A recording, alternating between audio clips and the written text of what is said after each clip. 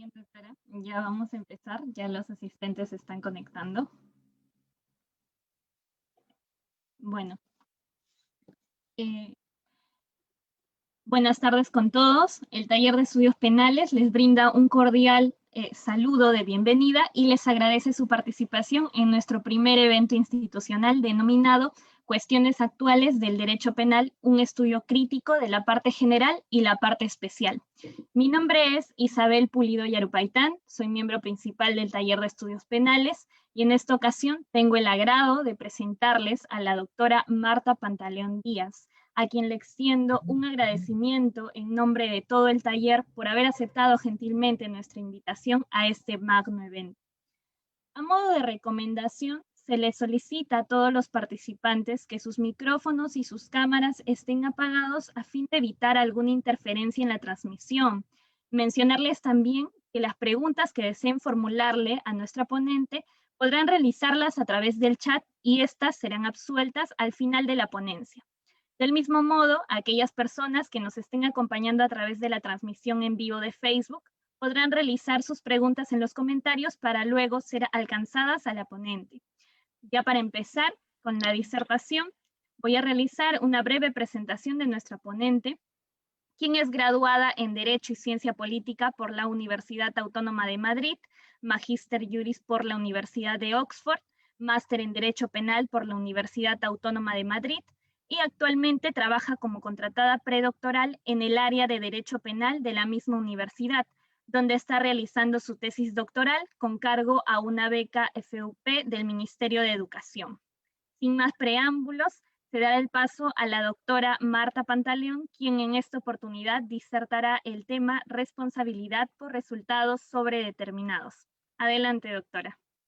Muchas gracias. Bueno, lo primero, buenos días o buenas tardes a los que nos siguen desde España. Bueno, yo quiero ante todo agradecer al Taller de Estudios Penales de esta facultad su invitación para intervenir en este ciclo de conferencias, a Allen Flores, como siempre, por su amable mediación para el contacto con esta institución y prácticamente con el Perú en general, y por supuesto a Isabel Pulido por su generosa presentación. Agradezco mucho también la presencia de todos ustedes y su interés en lo que yo tenga que decir sobre este tema. Yo de verdad que me siento muy contenta y muy honrada de estar aquí. Y por eso en parte lamento, aunque Isabel Pulido ya ha dado algún anticipo de lo que voy a decir ahora mismo, tener que comenzar con una primera decepción para ustedes. A pesar de lo que dice el cartel que se ha difundido, yo no soy doctora por la Universidad Autónoma de Madrid. Yo soy una simple doctoranda de la institución, lo que significa que me limito a aspirar a la obtención del título que la organización tan amablemente me ha imputado en el cartel que se ha difundido. Con todo, espero no defraudar completamente sus expectativas y si eso no fuera posible, prometo al menos no aburrirles demasiado. Así sea en términos puramente cuantitativos. Aunque no se me ha fijado ningún límite de tiempo, yo voy a limitar mi ponencia a unos 30 minutos. Y es que mi brevísima carrera como conferenciante y una experiencia algo más dilatada como asistente a muchísimos congresos me ha permitido llegar a una conclusión de la que estoy mucho más convencida que de todas las tesis que hoy vengo a presentarles. La mejor parte es siempre el debate. Para mí, lo más fructífero que podemos hacer hoy va a consistir en discutir mis ideas con ustedes y aprender de lo que tengan que decirme. Así que yo quiero poder dedicarle el tiempo que se merece y por eso voy a tratar de ser todo lo breve que pueda. Bien, la siguiente precisión que quiero hacerle al cartel se refiere al título de mi ponencia: Responsabilidad por resultados sobredeterminados.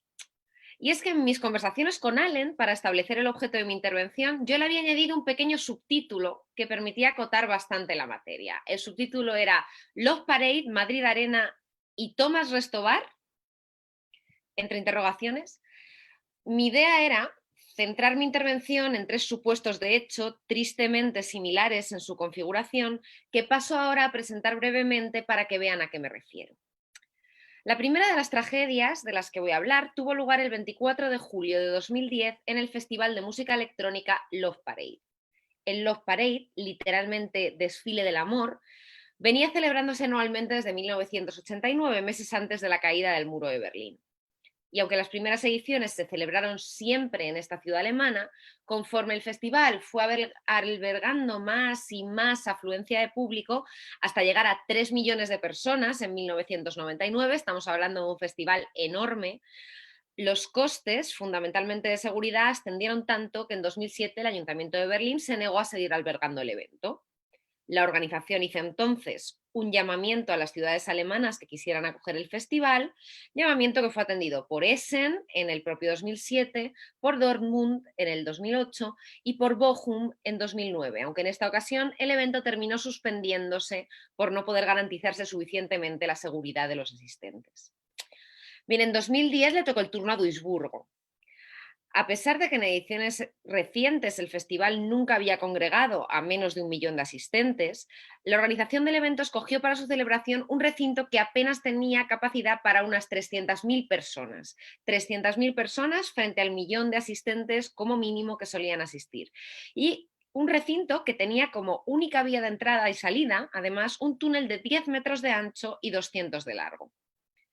A pesar de estas irregularidades, que fueron advertidas expresamente, entre otros, por el Cuerpo de Bomberos, el Ayuntamiento de Duisburgo autorizó la celebración del festival en estas condiciones, en la medida en que buscar un recinto mayor implicaba aumentar el contingente policial y con ello los costes. Bien, como era de esperar, en un momento dado se formó un atasco en el túnel entre las personas que querían acceder y las que querían salir de él, y 21 personas murieron aplastadas y más de 600 personas resultaron heridas, muchas de ellas de gravedad.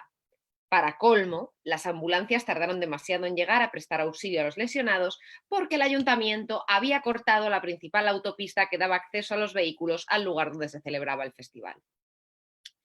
Poco después de la tragedia, se inició una investigación penal contra los responsables de la organización del evento y de su autorización y vigilancia por parte del Ayuntamiento de Duisburgo. Investigación que, sin embargo, el Tribunal Territorial, el Landgericht de Duisburgo, sobreseyó en 2019 por razones de insignificancia, con base en el parágrafo 153 de la Ley Procesal Penal alemana. Este precepto, el 153, permite archivar los procedimientos penales cuando se dan dos circunstancias. Una, que en caso de resultar condenados, los investigados solo pudieran serlo por una culpa insignificante, y dos, que no exista interés público en la continuación de la investigación. Y en esta concreta decisión de sobreseimiento influyeron fundamentalmente dos factores relacionados con los requisitos anteriores. Por una parte, unas dificultades probatorias que habían determinado que la investigación se prolongara ya durante 9 años, entre 2010 y 2019, y que según el tribunal hacían improbable que el procedimiento concluyera con una condena antes de que se cumpliera en 2020 el plazo de prescripción absoluta previsto en el derecho alemán. Y por otro lado, la supuesta escasa necesidad preventivo especial de la eventual imposición de una pena a los autores. Bien, el segundo de los desastres que he mencionado tuvo lugar en mi ciudad, en Madrid, hace justamente 8 años. La noche del 31 de diciembre al 1 de enero de 2012, durante la celebración de un macroevento musical con motivo de la festividad de Halloween, en un pabellón propiedad del Ayuntamiento de la ciudad conocido como Madrid Arena. El escenario para la tragedia comenzó a gestarse aproximadamente un mes antes del evento, con la venta por parte de la empresa organizadora de un número de entradas muy superior al aforo máximo del pabellón. Más de 16.000 entradas para un aforo de unas 10.500 personas. A todo ello se sumó el hecho de que se mantuvieron inexplicablemente cerrados 5 de los 8 pasillos previstos como vía de evacuación desde la pista donde se celebraba el concierto, de manera que en caso de emergencia solo quedaban 3 de las 8 salidas libres. El comienzo de la actuación principal de la noche, a cargo del famoso DJ Steve Aoki, estaba programado para las 3 de la mañana. Esto determinó que, según los usos españoles tristemente frecuentes, a pesar de que la abertura de puertas del pabellón se produjo poco antes de las 11:30 de la noche, muchos de los asistentes permanecieran tomando alcohol en el exterior hasta algo más de las 2 de la madrugada. De manera que la mayor afluencia de jóvenes que quería entrar al recinto se concentró entre las 2 y las 3. Con la consiguiente aglomeración de personas a la entrada del pabellón, imagínense una masa de jóvenes nerviosos que creen que se van a perder el concierto que empieza a las 3.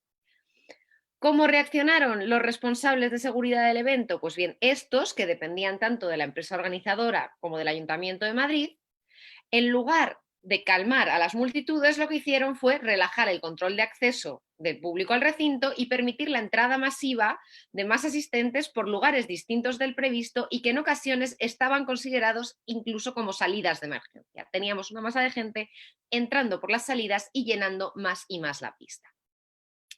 Una vez iniciado el concierto, sobre las 3:30 de la mañana, la pista se encontraba tan masificada que muchos jóvenes comenzaron a sentirse enormemente agobiados y decidieron abandonarla, intentando salir por los 3 pasillos previstos para la evacuación.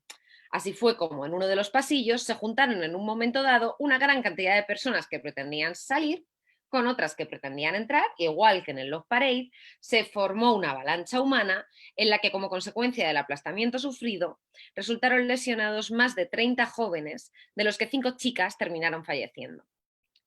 A la muerte de al menos 2 de ellas contribuyó también la actuación negligente por parte de los médicos de la enfermería del evento, que omitieron practicarles las maniobras de reanimación indicadas, reduciendo así sus posibilidades de supervivencia. También en este caso se abrió el correspondiente proceso penal, con la diferencia de que aquí la Audiencia Provincial de Madrid, en su sentencia de 21 de septiembre de 2016, condenó a los organizadores del evento y a los responsables de su aprobación y vigilancia en el ayuntamiento como autores de homicidio y lesiones imprudentes. Sin embargo, absolvió a los médicos de los 2 homicidios imprudentes de los que se les acusaba con base en la teoría de la evitabilidad, diciendo que la acusación no había logrado probar que, con una probabilidad rayana en la certeza, las chicas habrían sobrevivido de habérseles practicado las maniobras de reanimación apropiadas. Recurrida la sentencia en casación, el Tribunal Supremo español, en su sentencia de 11 de diciembre de 2017, confirmó todas las condenas impuestas por la audiencia, pero revocó la absolución de los médicos aplicando la teoría del incremento del riesgo. Lo que sí había quedado demostrado es que, al no practicar el protocolo de reanimación indicado, los acusados habían reducido las posibilidades de supervivencia de las jóvenes, y ello, según el tribunal, bastaba para condenarlos por los homicidios. Y así llegamos finalmente al que para ustedes es seguramente el más tristemente famoso de los 3 supuestos a los que me he referido, el que Allen me confirmó que ya se conoce como caso Thomas Restobar. Bueno, como comprenderán, este caso yo voy a tratarlo con mucha más cautela. Por un lado, ustedes seguramente tengan mucha más información que yo sobre los hechos, en cuanto que yo solo he podido acceder a la publicada en la prensa peruana. Por otro, en este caso la investigación está todavía en un punto muy incipiente y la propia clandestinidad de la congregación de la que aquí se trata dificulta en buena medida la determinación de lo que realmente sucedió. En cualquier caso, por lo que he podido averiguar, la tragedia se produjo el pasado 22 de agosto durante una fiesta organizada en el distrito de Los Olivos de Lima por la empresa propietaria de un local, en contra de la prohibición del ocio nocturno decretada por el gobierno peruano para la contención de la pandemia de COVID-19. En el establecimiento, que al parecer solo contaba con una puerta de entrada y una escalera de salida, se congregaron más de 120 personas. Los vecinos avisaron a la Policía Nacional de la violación de las restricciones que se estaba produciendo, y la policía organizó una intervención a las 9 de la noche. El operativo policial comenzó por bloquear la puerta del local y, según el testimonio de las víctimas, y según he podido leer en algunos periódicos, dicen las víctimas a lanzar gases lacrimógenos al interior, lo que determinó que las personas que estaban allí aterradas se agolpasen en la escalera de salida tratando de escapar. Y en esa maniobra, de nuevo por aplastamientos múltiples, 13 personas murieron y otras 6 resultaron heridas. Bien, lo cierto es que me ha venido estupendamente que en el cartel que finalmente se ha publicitado la organización haya decidido omitir mi subtítulo, porque esto me permite dar aquí expresamente un paso en la argumentación que en otras circunstancias probablemente habría dejado implícito. ¿En qué sentido son los casos Love Parade, Madrid Arena y Thomas Restobar supuestos de resultados sobredeterminados? Si se acepta la teoría causal de la equivalencia de las condiciones, que hoy es prácticamente unánime entre la doctrina penalista, todos los resultados jurídico-penalmente relevantes se encuentran sobredeterminados, si con ello se quiere expresar simplemente que son multicausales. Cuando A dispara a quemarropa contra B y lo mata por un ajuste de cuentas, el disparo del arma por parte de A es ciertamente una causa de la muerte de B, pero también lo son, de acuerdo con la teoría de la equivalencia de las condiciones, en la misma medida el hecho de que B se encontrase a esa distancia de A, la fabricación de la pistola, su entrega al homicida, el rozamiento del aire contra la bala, que condicionó la velocidad de impacto, la propia decisión de los padres de A y B de tener hijos y de educarlos de una determinada manera, y así hasta el infinito. Yo evidentemente no he venido a hablar de esta clase de supuestos, ni tampoco, o al menos no directamente, de las restricciones normativas que han de imponerse a la teoría de la equivalencia de las condiciones para resolverlos de forma satisfactoria. El objeto de mi ponencia se refiere a un grupo mucho más acotado de resultados sobredeterminados, los que se encuentran condicionados por varias conductas humanas que reúnen tres características. 1. Son potencialmente relevantes desde el punto de vista jurídico-penal. 2. Son relativamente independientes entre sí. Y 3. Todas son en sí mismas suficientes para producir el resultado. Condiciones penalmente relevantes, independientes y suficientes. Bien, cuando digo que las condiciones que aquí nos interesan han de ser potencialmente relevantes desde el punto de vista jurídico-penal, me refiero a que han de ser al menos indiciariamente típicas y antijurídicas, a que han de consistir, en otras palabras, en la creación o no contención jurídicamente desaprobada de riesgos. Este primer requisito nos permite alejarnos ya decisivamente del ejemplo del disparo que acabo de presentar. Aquí es claro que solo el comportamiento de A tiene en principio esta cualidad. Todo lo contrario ocurre en los casos Love Parade, Madrid Arena y Tomás Restobar. En cada uno de estos tres casos nos encontramos ante las conductas al menos indiciariamente incorrectas de dos o más agentes, siempre los responsables de la empresa organizadora y la de los responsables del Ayuntamiento de Duisburgo en el primero de los casos, la de los del Ayuntamiento de Madrid en el segundo y también la de los médicos y por último la de la Policía Nacional en el Perú en el tercero. Con el segundo de los requisitos, el de que las condiciones sean independientes entre sí, lo que pretendo es excluir los supuestos de sobredeterminación constitutivos de coautoría. Cuando César muere apuñalado 23 veces como consecuencia de una conspiración de senadores en su contra, no nos importa si varias de las puñaladas fueron en sí mismas mortales o si, como parece que sucedió, lo fue en realidad solo una, ni nos importa tampoco quién asestó concretamente cada puñalada. El principio de imputación recíproca que rige la coautoría nos permite condenar por homicidio a todos los que ejecutaron el apuñalamiento. Sin embargo, los casos Love Parade, Madrid Arena y Tomás Restobar no son casos de coautoría, sino de la llamada autoría accesoria o mejor traducido por juxtapuesta Nebentäterschaft. El hecho de que las contribuciones de los diferentes agentes sean independientes entre sí nos impide imputar a las autoridades públicas implicadas los comportamientos de los organizadores de los eventos y viceversa. Esto resulta especialmente problemático si se combina con la tercera de las características antes mencionadas, la de que cada una de las conductas indiciariamente incorrectas sea en sí misma una condición suficiente del resultado, de manera que este solo habría podido evitarse si todos los agentes implicados se hubieran comportado correctamente.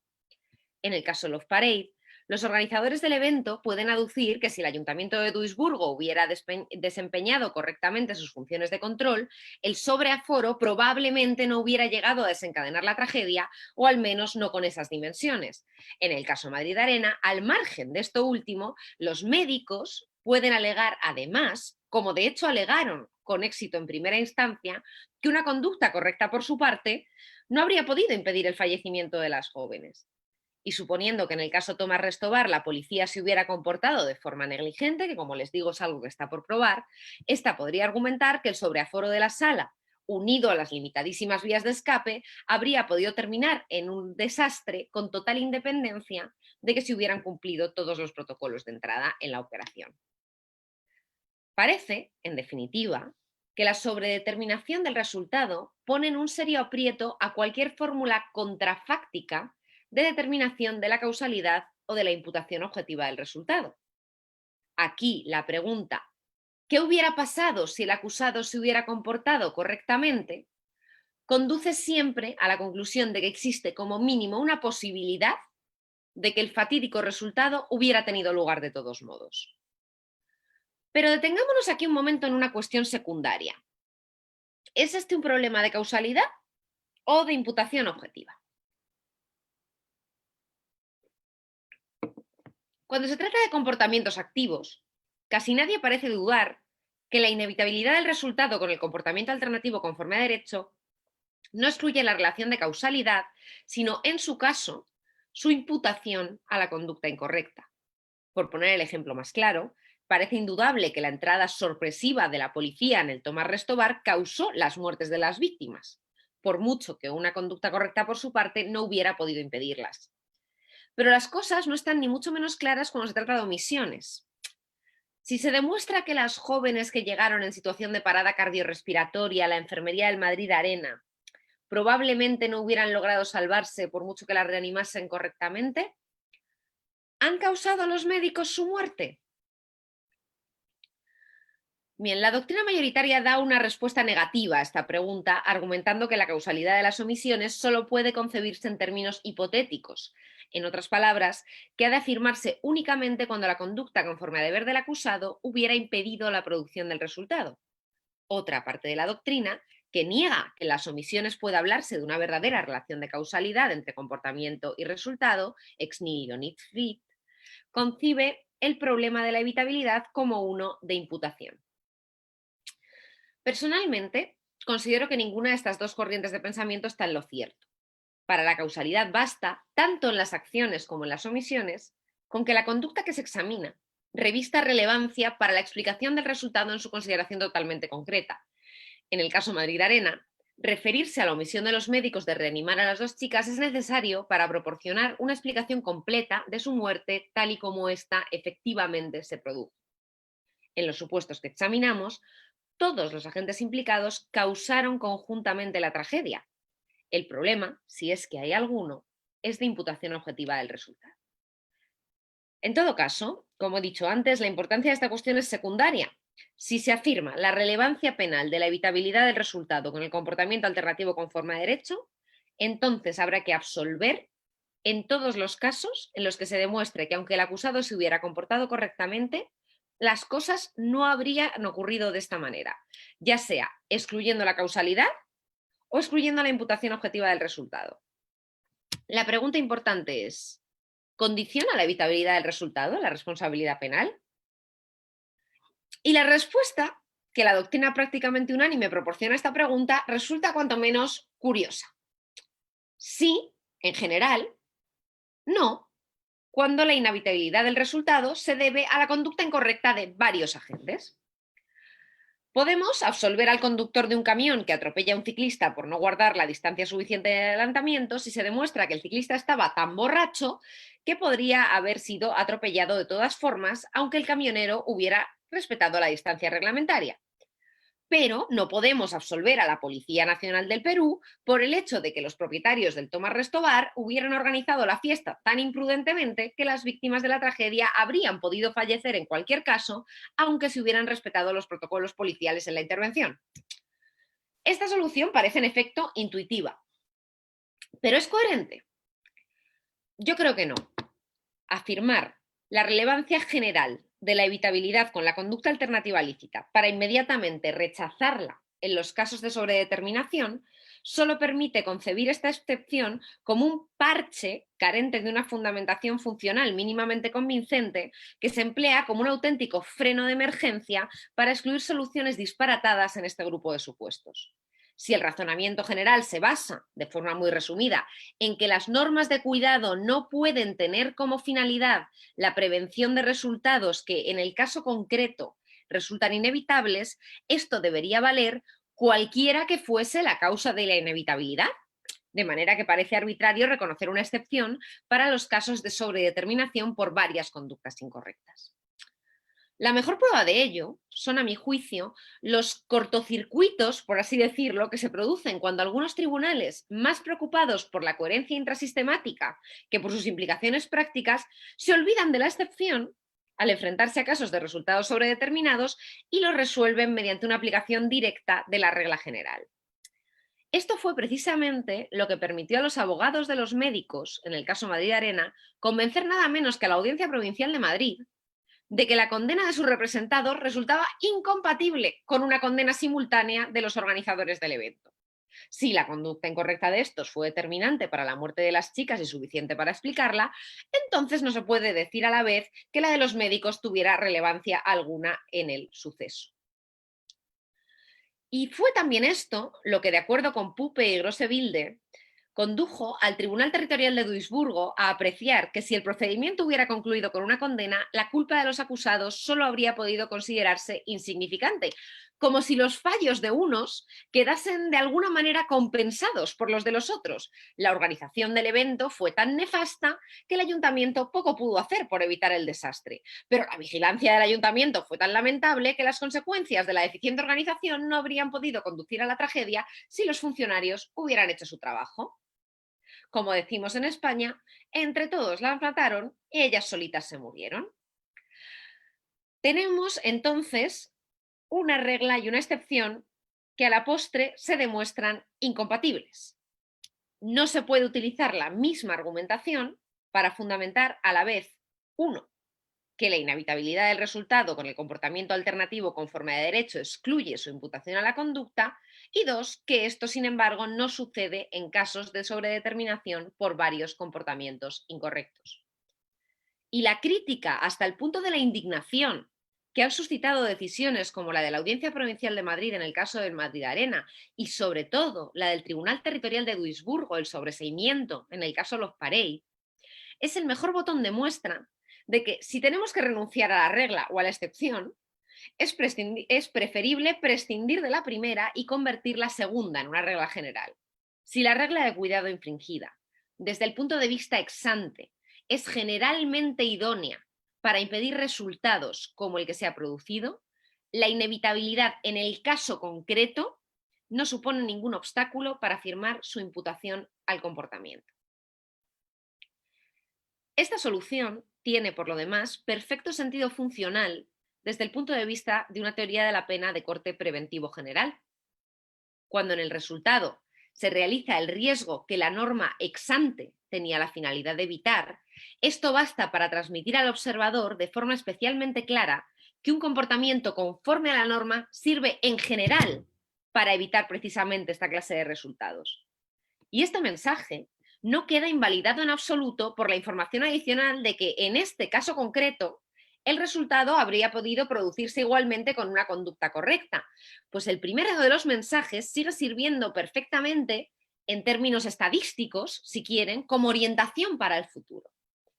En definitiva, el que a la víctima concreta hubiera podido pasarle exactamente lo mismo, aunque el autor no se hubiera comportado de forma incorrecta, carece por completo de relevancia para cualquier víctima potencial, que son las víctimas de las que se ocupa un derecho penal preventivo. Desde este punto de vista, la condena de todos los agentes implicados en los casos Love Parade, Madrid Arena y Tomás Restobar, cuyas conductas antijurídicas crearon un riesgo jurídicamente desaprobado de producir las muertes y lesiones que tristemente tuvieron lugar, con total independencia de lo que habría ocurrido si cualquiera de ellos se hubiese comportado correctamente, no se presenta ya como una excepción de dudoso fundamento al requisito general de evitabilidad. Condenarlos es, muy al contrario, la regla general.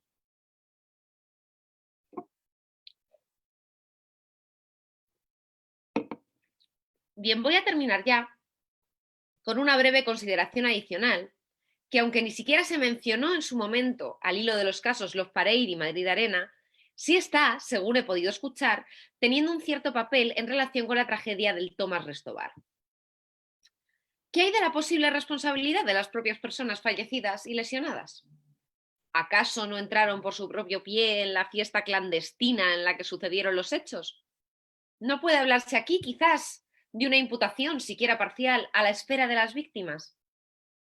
Bien, lo primero que tengo que decir en relación con este argumento es que la imputación a la víctima, de acuerdo con todos sus partidarios, presupone la asunción consciente o como mínimo descuidada por parte de ésta del riesgo para sus propios intereses que supone la conducta del autor.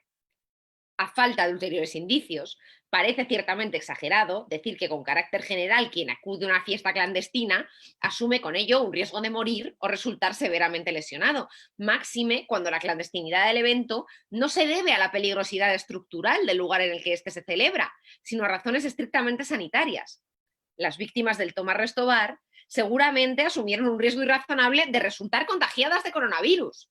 Y de ese riesgo, si quieren, hablamos en el debate. Pero no asumieron el de resultar aplastadas en la que resultó ser imprevisiblemente su única vía de escape, la escalera de salida.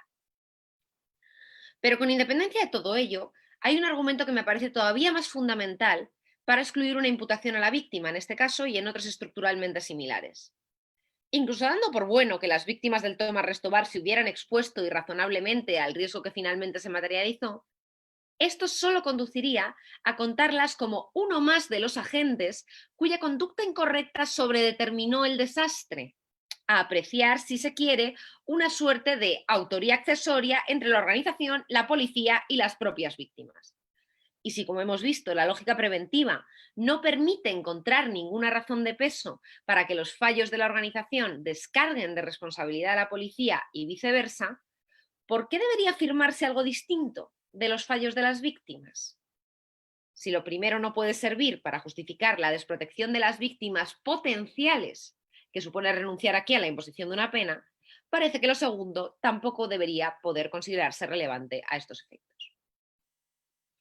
Con esto concluyo mi exposición y quedo a su disposición para el debate, esperando que algo de lo que acabo de contarles pueda contribuir a que el laberinto dogmático en que de un tiempo a esta parte han llegado a convertirse la causalidad y la imputación objetiva no despiste a las autoridades encargadas de la investigación y el enjuiciamiento de la reciente tragedia peruana en su búsqueda de una solución justa.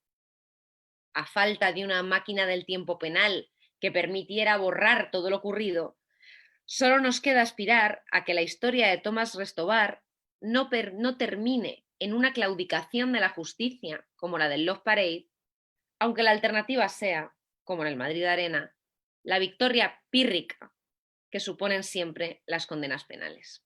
Muchas gracias por su atención.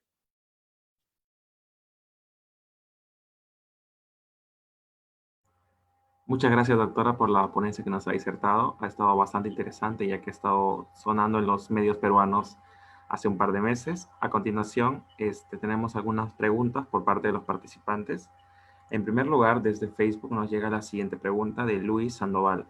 Doctora, buenas tardes. Para evaluar la responsabilidad de las autoridades en el caso Tomás Restobar, ¿se debe tener en cuenta el principio de la propia responsabilidad?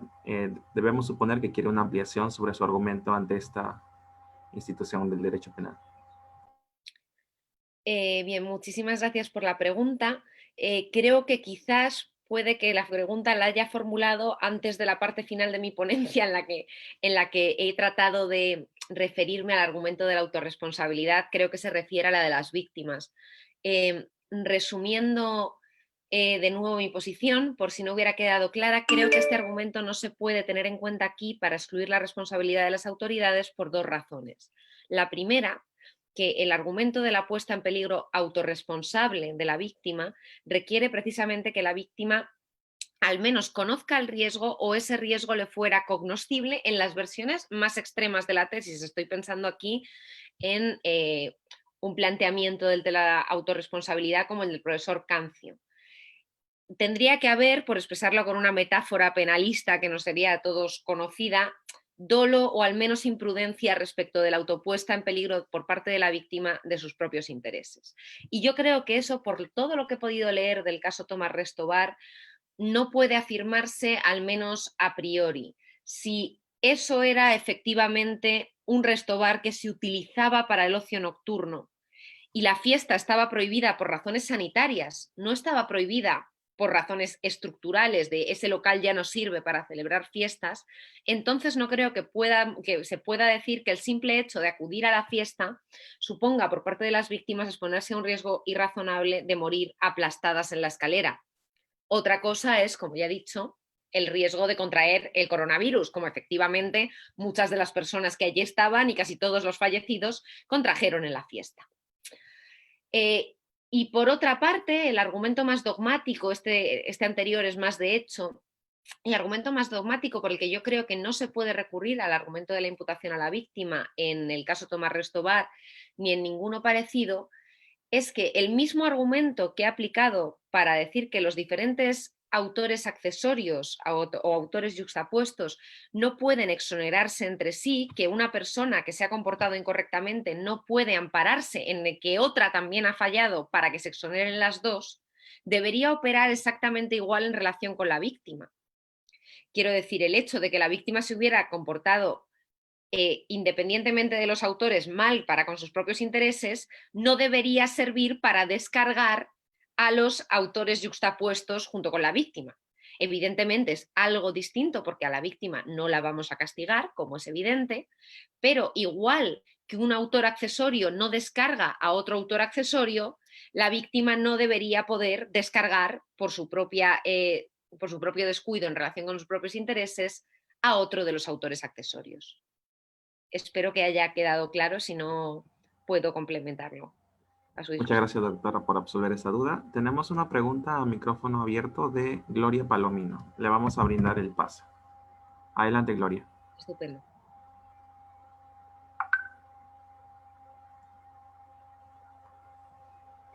¿Aló? Sí. Buenas tardes, doctora Marta Pantaleón. Agradecer por su ponencia. Bueno, ya usted ahorita, cuando acaba de preguntar por Facebook, me ha aclarado un poco más los parámetros que usted acaba de explicar. Pero yo quisiera hacerle una pregunta, bueno, nuevamente, y para que usted me la responda, que si se pueden sancionar a aquellas personas que estuvieron en los lugares de tragedia. Como usted bien lo acaba de enfatizar, que no tan solamente son la autoridad que se le puede atribuir meramente la responsabilidad, ¿no? Sino también aquellas personas que estuvieron ahí y que conocían el riesgo al cual se afrontaban o estaban al estar en un momento de pandemia y todas esas cosas, ¿no? De salubridad. Entonces, de por sí ya tienen una sanción por estar en un lugar cerrado y todas las previsiones que deben tomar cada persona. Y aquellas víctimas que por caso fortuito, por decir, pasaron por ahí y no sé, en este caso del Restobar, pues no, pero también pongámonos en el caso de que hubo una explosión y ellas pues fueron víctimas no estuvieron en ese momento de peligro. Entonces yo digo, ¿de qué manera puede la ley puede sancionar a aquellas personas hasta qué parámetros para que también a posteriori ya no lo vuelvan a cometer? Porque si eso se deja pasar o lamentablemente no se sanciona con mayor rigurosidad, pues va a seguir pasando, sucediendo y lamentando también muertes de personas inocentes y de autoridades como la Policía Nacional, que si bien es cierto, por lo que se ha visto en las noticias, ellos han salvado, han tratado de apoyar a las personas que han estado ahí desesperadas en el momento de salir, ¿no? Ya muy aparte de la infraestructura, si era la adecuada o no. Muchas gracias. Muchas gracias a usted, Gloria. Es una pregunta que me da pie a introducir una distinción importante sobre la que hay que hacer énfasis, en especial en el caso Tomás Restobar. Una cosa es la dimensión sanitaria del asunto y otra cosa es lo que finalmente acabó ocurriendo, que no tiene nada que ver con el coronavirus. En principio, las muertes se produjeron por aplastamiento en una escalera, las lesiones se produjeron por aplastamiento en una escalera. Entonces, en cuanto a la dimensión sanitaria, cuando hay decretado un estado de emergencia o, bueno, aquí se llama estado de alarma, en Perú no recuerdo exactamente el nombre de la figura, el caso se prohíbe el ocio nocturno para contener una pandemia, evidentemente organizar un evento de ocio nocturno e incluso acudir a él pueden ser perfectamente infracciones administrativas o incluso delitos, si así se estimara que se tienen que tipificar, delitos de peligro, y se pueden sancionar si la normativa administrativa o penal que exista en el Perú a estos efectos tiene esa consecuencia. Aquí, por ejemplo, en España, vulnerar las restricciones impuestas por el coronavirus y expone, por ejemplo, el toque de queda que tenemos ahora en la mayoría de las ciudades españolas de 12 a 6 de la mañana o de 11 a 6 de la mañana, depende un poco. Cuando una persona está sin justificación en la calle a la 1 de la mañana, está cometiendo una infracción administrativa y se le impone una sanción administrativa. Y esto, como les digo, pues podría, la decisión de configurar esto a través del derecho administrativo sancionador tiene que ver quizás con un principio de intervención mínima, pero se podría estar haciendo, al menos en hipótesis, a través del derecho penal. Podríamos tener un delito de peligro que consistiera en vulnerar las restricciones en relación con la pandemia. Todo esto lo podrían estar cometiendo tanto el que organizó la fiesta como los que acudieron, como las propias víctimas que luego resultaron lesionadas. Otro aspecto sanitario que se tiene que diferenciar de ese, infracciones administrativas, delitos de peligro. ¿Podemos condenar por lesiones a las personas que contagiaron a otras de coronavirus? Yo creo que aquí sí habría un argumento de autorresponsabilidad fuerte. Cuando yo voy a una fiesta, sí que me estoy exponiendo, al menos imprudentemente, yo diría con dolo eventual, al riesgo de resultar contagiado por coronavirus. Aquí el argumento de la imputación a la víctima sí que podría tener algún sentido. Yo no lo llevaría precisamente por la categoría dogmática de la imputación a la víctima como tal, pero creo que el criterio del alcance del tipo, aplicando aquí la diferencia entre los tipos de autoría y los tipos de participación, nos permitiría apreciar si no una participación en una autopuesta en peligro, una coautoría en la puesta en peligro en la que participa la propia víctima y que conduce a la impunidad de todos. Entonces, en esa dimensión, la sanitaria, creo que podrían barajarse a lo sumo infracciones administrativas y delitos de peligro. Pero como les digo, esa es una dimensión del caso que debe mantenerse, a mi juicio, completamente diferenciada de la otra gran dimensión de riesgo, que era la que se creaba cuando se meten más de 100 personas en un local pequeño y que tiene solo una puerta de entrada y una escalera de salida, y a eso se une que la policía entra a bocajarro y, si esto fue lo que ocurrió, mete gases lacrimógenos, cerrando la puerta. Eso es una ratonera. Y ese riesgo, el de morir aplastados, no es un riesgo que hayan podido asumir las víctimas, porque no era previsible para una persona, podía ser previsible perfectamente para el organizador de la fiesta y para la policía, pero no necesariamente, al menos no a priori, creo, para una persona que decide ir a la fiesta. Y creo que con eso, si no me he liado mucho, he dado respuesta a su pregunta, pero corríjame si me equivoco y por favor repregunte todo lo que haga falta. Muchas gracias, doctora. A continuación tenemos otra pregunta por parte de Allen Flores, a micro abierto. Adelante, Allen.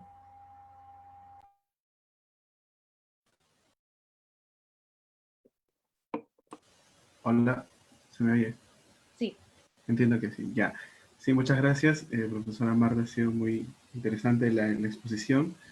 Y bueno, en realidad la pregunta va de la mano con lo último que mencionaba, ¿no? Respecto a, a la posible responsabilidad quizás de los organizadores y del, incluso que se hablaba incluso de el mismo dueño del local, ¿no? Si podría ser responsable y tal. En el entendido, claro, de que no se tenía, o no se cumplían las normas que generalmente se tenía para que se dé ese tipo de fiestas en un local. A su vez, no sé si nos podría ampliar algo al respecto. Y lo otro, en referencia a la imputación a la víctima, ¿cuáles serían los límites de esta o cómo debería ser el análisis? Porque a partir de la exposición entiendo que se ha realizado un análisis global del asunto, ¿no? En el sentido de que las víctimas, o a la pregunta de si es que se puede imputar a las víctimas, entendí que se le podría imputar el hecho de no respetar las reglas sanitarias, más todo el riesgo de lo que pueda suceder ahí, pero la pregunta que al menos puedo tener todavía ahí es respecto al momento mismo, ¿no? El momento de que, por ejemplo, llega la policía, sea este o sea otro caso, y les dice que realicen cierto tipo de conductas. Por ejemplo, todos pónganse en fila de uno y salgan de uno a uno, pero los asistentes no lo hacen o no lo hicieren, sino más bien empiezan a correr todos en el entendido de tener el miedo de que no se puedan estar en el calabozo de la policía, no sé, porque estaban infringiendo medidas sanitarias, ¿no? Entonces ahí en esos hechos se podría todavía seguir pensando en una autopuesta en peligro, en el sentido de que ya que no hice caso a la policía y aún así sucede, porque creo que ha sido incluso uno de los argumentos para descargar la responsabilidad de los policías, es decir, de negarle, ¿no? La policía llega, bien, da ciertas órdenes, pero esas órdenes no son acatadas por las personas que finalmente terminaron falleciendo, ¿no? Esas serían las preguntas. Muchas gracias. Bueno, como siempre, muchas gracias, Allen, por las preguntas. Como siempre, son excelentes. En cuanto al dueño del local, yo, a través de la prensa que he podido consultar, no había sido consciente de que había una diferencia entre quiénes eran los dueños del local y quiénes eran los que organizaron la fiesta, que efectivamente no hay ningún problema en que sean personas diferentes. Y yo, claro, con ese desconocimiento de los hechos no me atrevo a hacer afirmaciones sobre cuáles eran las diferentes competencias en relación con la organización del evento. Parece claro que, o sea, en mi interpretación de lo que he podido leer, y ya les he dicho que iba a tratar este caso con mucha cautela, corríjanme si me equivoco, lo que había aquí era un local que tenía un determinado aforo y tenía una sola entrada y una sola salida, bastante estrechas, y supongo que lo que ocurrió es que en ese local, que normalmente es un resto bar, se metió a más gente de la que se podía meter, y eso lo hizo el organizador. Yo creo que ahí que hay una conducta incorrecta por parte del organizador parece claro. ¿Qué pasa con el dueño del local? Aquí nos tendríamos que meter en si puede tener una posible responsabilidad en comisión por omisión. Tendríamos que poder derivar de la propia titularidad del local una posición de garantes sobre los eventos que se celebren en el local. Esto es una cuestión que está discutidísima en la doctrina, sobre la que no me voy a pronunciar aquí porque no me consideraría competente, pero eso sería lo primero que habría que probar, y luego, evidentemente, si tiene una posición de garante para comprobar qué estaba sucediendo en el local, que no se superara el aforo, si tiene esa posición de garante el dueño, habría que ver primero la cuestión objetiva de qué pasos dio esa persona para cumplir su deber de garante, y en caso de que lo incumpliera, tendríamos un problema de dolo o de imprudencia. Y digamos, esos serían los niveles que habría que comprobar en relación con el dueño del local. Y como les digo, yo lo siento, pero no me voy a mojar en relación con su responsabilidad, porque sería temerario por mi parte, habiendo una investigación en marcha y teniendo tan poca información sobre el caso. La segunda de las cosas que me planteaba Allen es muy interesante. Yo, por todo lo que había leído, he visto que me han aclarado por el chat, por ejemplo, que se demostró que era falso, que se lanzaron gases lacrimógenos. Siento la asunción, he dicho siempre que esto es un argumento que lanzaron las víctimas al principio contra la policía. Puede perfectamente que el caso Tomás Restobar no sea un caso de sobredeterminación, en el sentido de que la policía no hizo nada incorrecto. Simplemente creo que todavía está sobre la mesa la posibilidad de que lo hiciera. Y la respuesta que yo daría a la pregunta de Allen va por ahí. Si la policía realmente entró bien y lo que hizo fue un dispérsense ordenadamente, hagan fila de uno, vamos a desalojar el local, y cumpliendo todos los protocolos, aquí no hay un problema de imputación del resultado. Es que la conducta no es típica. El problema es que la conducta no es típica ni antijurídica. Una policía que ha actuado correctamente no puede ser responsable por el simple hecho de que hayan contribuido como condición al resultado. Y aquí no hace falta la imputación a la víctima. La imputación a la víctima es algo que se puede meter ahí para excluir una imputación que ya se ha fundamentado por otros motivos, pero si se utiliza la imputación a la víctima en ese supuesto, yo diría que es un paso superfluo en el análisis, que no le añade nada a la idea de que la policía no tuvo una conducta incorrecta, si eso fue lo que pasó. Bien, y en cuanto a mi tratamiento general de la imputación a la víctima, no pensaba abordarlo hoy aquí, pero por darles unas pinceladas, yo creo que como criterio penal autónomo, la imputación a la víctima como tal no sirve en derecho penal. El derecho civil es otra cosa. En derecho penal, el argumento de la imputación a la víctima no tiene validez teórica fuerte por la última idea que les he comentado en la ponencia. Si lo que tenemos son autorías accesorias en las que participa la víctima, hay las mismas razones para que unos autores no se exculpen a otros por los fallos múltiples que para que se remitan a la conducta de la víctima para que eso les exculpe. ¿Qué papel le reconozco a algo que podría llamarse imputación a la víctima? Pues me convence la distinción entre participación de una autopuesta en peligro y heteropuesta en peligro consentida en la línea de Roxin para decir que si la autopuesta en peligro es impune, una participación en una autopuesta en peligro también tiene que serlo. Aplicando criterios de autoría y participación, llegaríamos por una vía formal, si se quiere, a resultados parecidos a los que defienden los partidarios de la imputación a la víctima. Pero eso es aplicar los tipos de autoría y participación al problema, no tiene nada que ver con meter un criterio autónomo de imputación objetiva llamado imputación a la víctima. Yo creo que ese criterio no aporta demasiado a la discusión en materia penal. Pero fundamentar esto evidentemente me llevaría bastante lejos.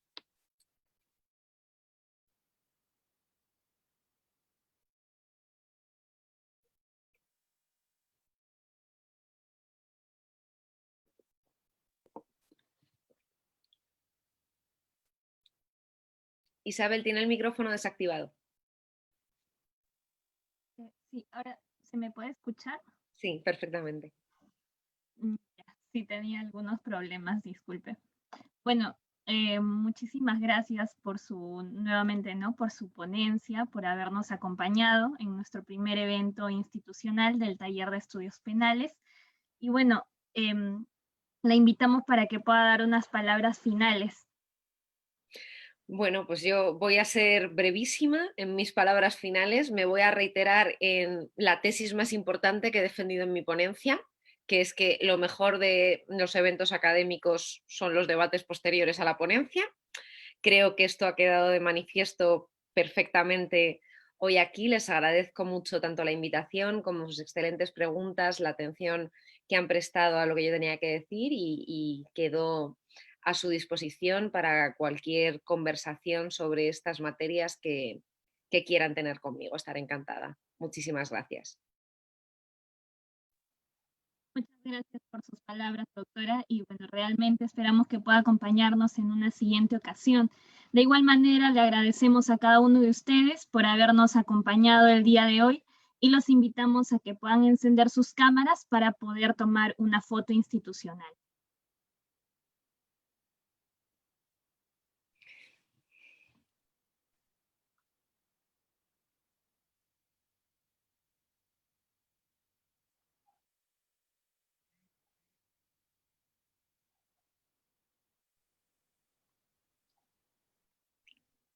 A ver, vamos a tomar la foto.